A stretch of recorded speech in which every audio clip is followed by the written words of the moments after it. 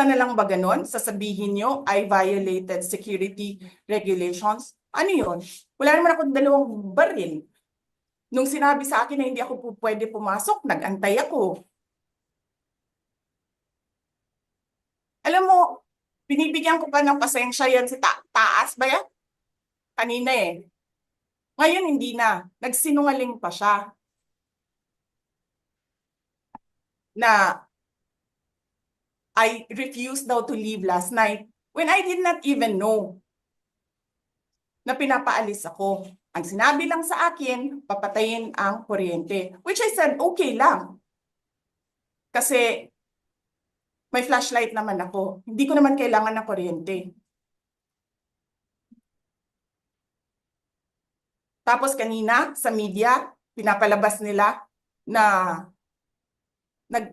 I locked myself doon sa kwarto. Of course, nag-lock ako kasi natutulog na ako.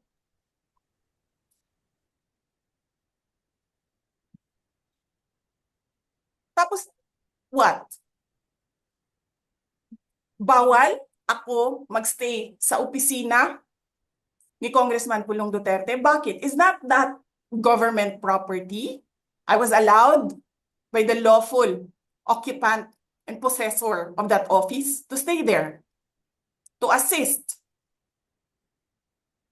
a detainee who is inconsolable right now, na hindi mo na alam kung yung sakit niya sa likod is a heart attack o ano, kasi hindi nila pinapapasok yung doktor. 'Di ba? So yes, hinahanap ko kanina. Sabi ko, where is this permission from the speaker? Na meron kayong committee hearing kanina in the dead of the night to give an order na i-commit doon sa correctional facility.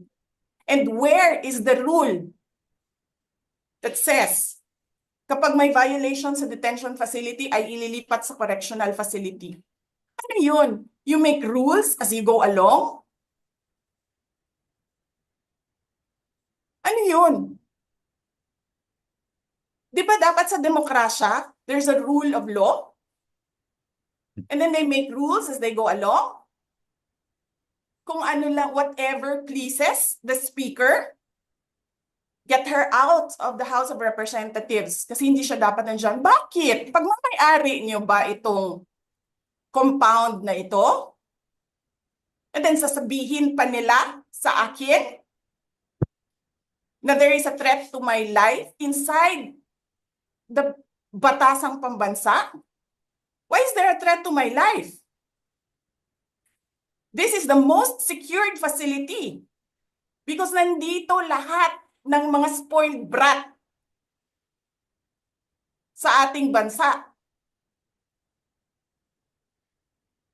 Tapos, sasabihin pa nila, well, pabigat ka sa amin kasi kailangan namin dagdagan ang security mo. Bakit? Trabaho ba nila magbantay sa akin? Eh di ba trabaho ng DPSPG yon? Na may I just say, binabawasan nila ng binabawasan araw-araw? Na as if this office is not the second highest office in this country, and only because umalis ako sa administration? Kailan ba nagsimula yung atake nila? Alalahanin nyo. Di ba? After ako nag-resign sa DepEd? Kailan ba nagsimula yung pambabastos nila? Last year. After that meeting with the Makabayan Bloc and Martin Romualdez. They started destroying my name, pummeling me in the media with a multi-million PR campaign. Binastos pa nila ako ng mga pagsisinungaling nila na kesyo taksil, kesyo korap, abusado. Putang ina ninyo.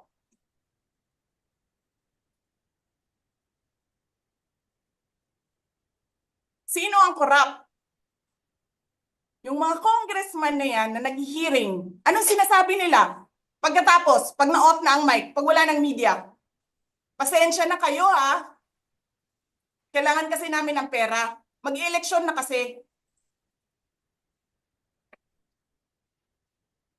Pakisabi kay Sara ha.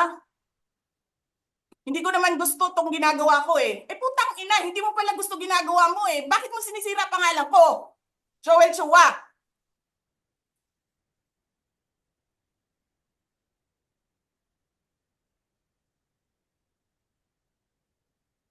Ganyan. Ganyan ang bansa. This country is going to hell because we are led by a person who doesn't know how to be a president and who is a liar. Alam nyo anong pruweba ko na sinungaling siya? Tinanong ko, dalawang businessman. Matagal na sa negosyo ng bigas. Because I was concerned. This is a campaign promise. 20 pesos na kilo ng bigas.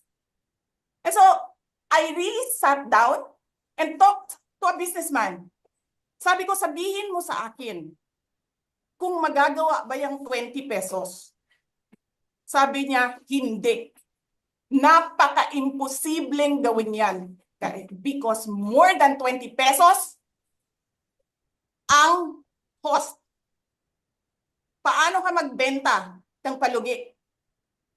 So tinanong ko, nagsinungaling ba siya nung sinabi niya?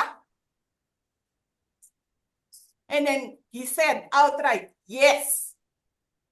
It's either he did not know what he was talking about, that's so incompetent, or he was lying through his teeth to get the votes of people.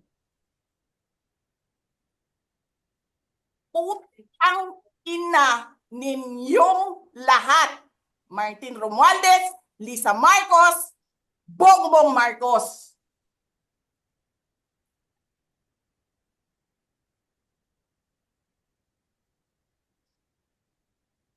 Ginigit-git nyo yung mga tao ko dyan sa envelope na yan.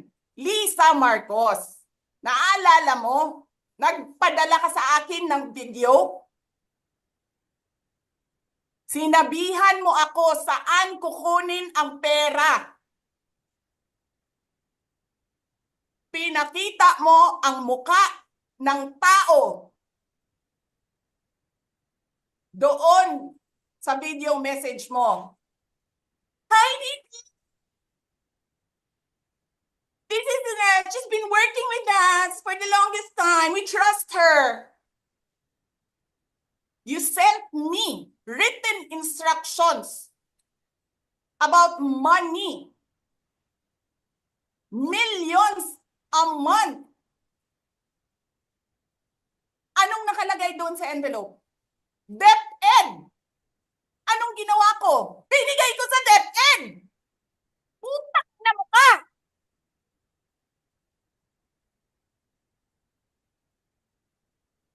Wala ka ngang posisyon sa gobyerno, namimigay ka ng pera ng gobyerno eh.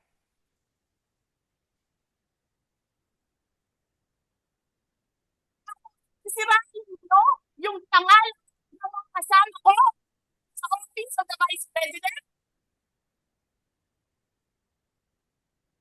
Sasabihin nyo sa mga tao, nakaw yan, confidential funds yan. Niwala nga kayong isang proof na confidential funds yan. Naniwala lang kayo sa isang babae na ang pangalan ay Gloria Mercado na nagsabi confidential funds yan, na hindi nyo nga nilabas na wala pang confidential funds, meron ng white envelope. Kasi 2022 pa lang, tangina mo ka, may utos na ng pera sa DepEd. Tapos kami yung nagsisinungaling? Nagpipigil ako eh. Kasi gusto ko lang magtrabaho. Gusto ko lang tapusin nyo na yung show ninyo dyan sa House of Representatives para makabalik na kami sa trabaho namin.